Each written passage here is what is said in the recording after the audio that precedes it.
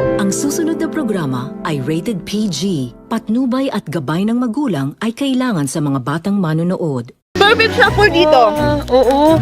Dagdagan mo. Naniwala siya. Skol! Skol? Skol. Where is it? It's over there. Where is it? Hello, Miss M. Yung kinuha ni Miss M. Hello, nawala! Papagbintang na.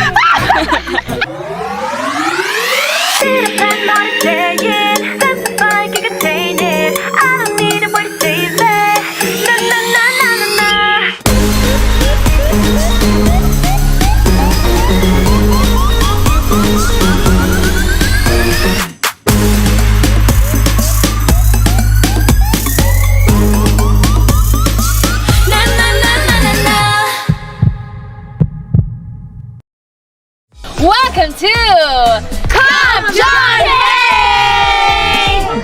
Yes, nag-vocalize po kami kasi kakanta po kami sa taas. Bakit ba tayo buko? Banan na aso! Man! Uy, tonto kabayo? Natatawa ako! Okay,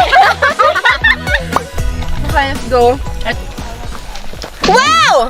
I found it! Ang game ay different kinds of shoe wear. Shoe! Where? Sandals! Heels! Aqua shoes! Gladiator! Wow! Wedges! Sneakers! Rubber shoes! Boots! Pointed! Wala pa ako. Pointed boots. shoes.